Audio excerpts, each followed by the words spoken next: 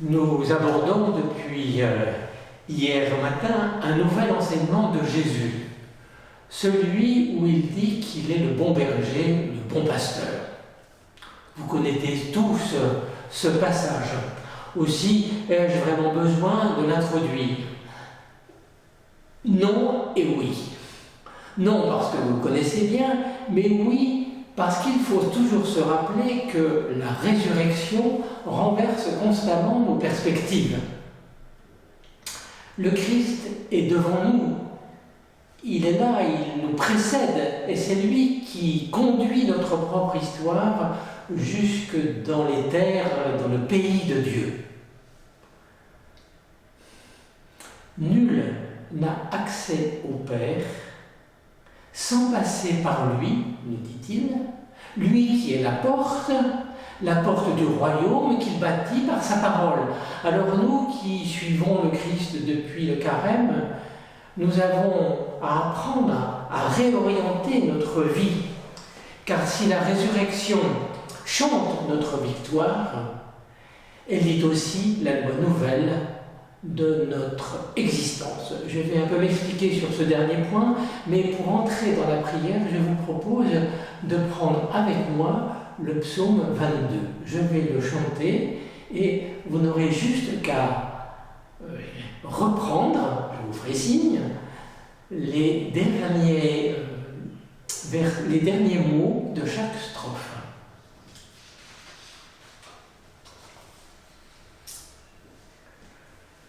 Le Seigneur est mon berger, je ne manque de rien, sur des prés d'herbes fraîches, il me fait reposer, avec moi, il me fait reposer,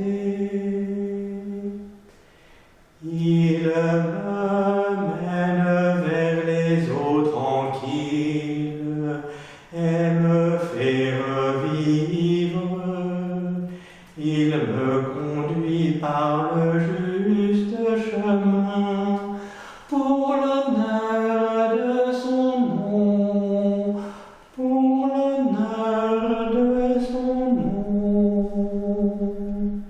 Si je traverse les ravins de la mort, je ne crains aucun mal, car tu es avec moi. Ton bâton me guide et me rassure. Ton bâton me guide et me rassure. Tu prépares la table pour moi devant mes ennemis.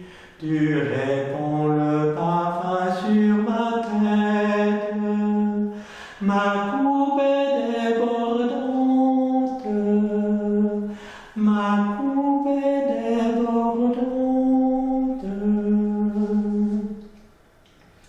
Grâce et bonheur m'accompagnent tous les jours de ma vie.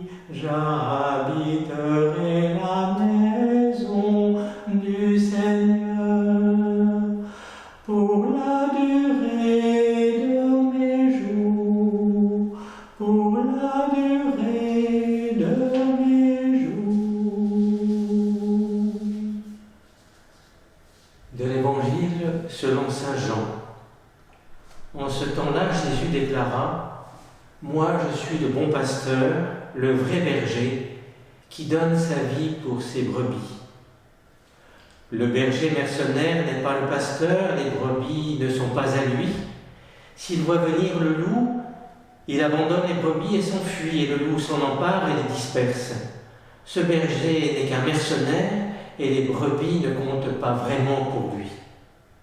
Moi, je suis le bon pasteur. Je connais mes brebis, et mes brebis me connaissent, comme le Père me connaît et que je connais le Père, et je donne ma vie pour mes brebis. J'ai encore d'autres brebis qui ne sont sont pas de cet enclos, celles-là aussi, il faut que je les conduise. Elles écouteront ma voix, il y aura un seul troupeau et un seul pasteur. Voilà pourquoi le Père m'aime, parce que je donne ma vie pour la recevoir de nouveau. Nul ne peut l'enlever, je la donne de moi-même.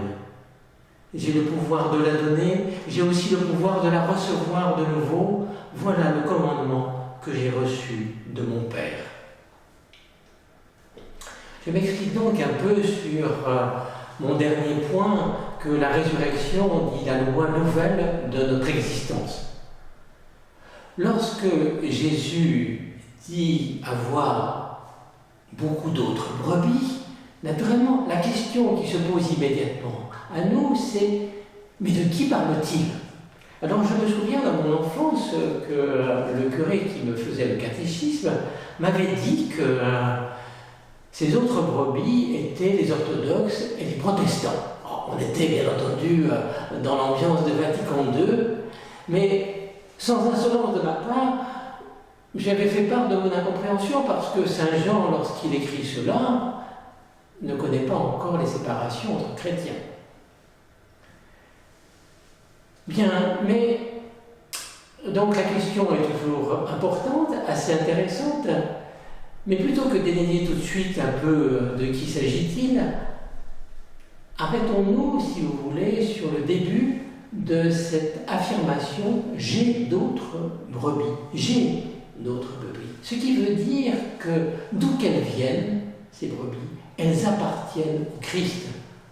Cela, je trouve, nous renvoie au chapitre 1 de l'évangile de Saint Jean, qui nous dit que tout fut par lui. Ce qui veut dire que tout homme est au Christ, parce que dans le Christ, tout homme est créé. Saint Jean, d'ailleurs, dans ce prologue, ajoute que le Christ est venu chez les siens, ce qui veut dire que le Christ est partout chez lui, que rien n'échappe, au fond, à sa parole créatrice. Alors, nous pouvons vraiment nous poser cette question, mais qui sont ces autres brebis aujourd'hui? Oh, je me dis que l'on peut penser à tous les chercheurs de Dieu, et il ne faut pas d'ailleurs se mettre en dehors. Nous sommes des chercheurs de Dieu, mais aussi tous ceux qui cherchent de ci, de là quelques vérités, que ce soit dans le bouddhisme, dans le chamanisme, dans le zazen, dans le développement personnel. Quelle que soit leur recherche, Jésus considère tous ces hommes comme les siens. Et c'est aussi comme cela que nous devons les regarder. Vous voyez bien qu'il y a une loi nouvelle de notre existence. Je poursuis. Jésus dit aussi que ces autres brebis qui ne sont pas dans son enclos, eh bien, il faut qu'elles y viennent. Ces brebis, ces autres brebis, dit-il, écouteront ma voix. Il y aura un seul troupeau et un seul pasteur. En d'autres termes, tout doit être ramené au Christ, d'autant que, je viens de le dire, il est celui d'où nous venons et vers qui nous allons. Alors, cette notion de tout ramener au Christ, si chère au Père de l'Église, puisqu'il parlait de la récapitulation, est-ce qu'elle est entendable aujourd'hui? Alors, oui, à une seule condition, je trouve. Il ne s'agit pas d'amener tous les hommes qui cherchent Dieu jusqu'à nous, j'ai envie de dire, dans nos manières de vivre et de penser. Il s'agit plutôt, je dirais, de les amener au Christ, et s'ils doivent être conduits ainsi, c'est parce que le Christ est déjà en eux. J'ai envie de dire, ils ont, et nous aussi, ils ont à le reconnaître, nous avons à le reconnaître, il est notre origine, nous avons de ce fait à le nommer, ou plutôt à faire en sorte qu'il soit nommé. Alors vous voyez bien, cela suppose beaucoup de respect dans le cheminement de celles et ceux que nous accompagnons vis-à-vis de nous-mêmes. Parce que dire qui est le Christ, comme dire nous sommes ses disciples, eh bien c'est exactement la même chose. En final, que retenir de tout cela? Il apparaît bien que nous sommes incapables de déchiffrer le Christ, de le voir tel qu'il est. Incapacité qui peut aller de pair avec, à certains moments, avec une volonté de le rejeter. Et ça, l'histoire de l'humanité et l'histoire de l'Église ne me dit pas le contraire. Il reste que le vrai pasteur, le vrai Dieu, est celui qui donne sa vie pour ses brebis. Et le don que Jésus fait de sa vie montre à quel point Dieu est d'amour. Nous avons à recueillir cette révélation-là avec une foi, avec beaucoup de foi, avec une foi dont on sait très bien qu'elle est fragile. Et c'est sans doute pour ça que saint Paul n'hésite pas à dire que nous sommes sauvés par espérance. Prenons un temps de prière, si vous voulez. Rassemble tes brebis, Seigneur, dans tous les lieux où elles ont été dispersées, au jour de brouillard et de ténèbres. Mène-les dans de gras pâturages, fais-les reposer dans de bons packages. Celles qui se sont perdues, cherche-les. Celles qui se sont égarées, ramène-les. Celles qui se sont blessées, pense-les. Celles qui sont malades, guéris-les. Celles qui sont bien portantes, veille sur elles, garde-les toutes dans ta bergerie. Seigneur Jésus, puisque tu es notre berger, fais que nous soyons les brebis de ton bercail. Rassemble tous les hommes dans l'enclos de ton amour, pour qu'il n'y ait plus qu'un seul troupeau et qu'un seul pasteur. Bonne journée à vous.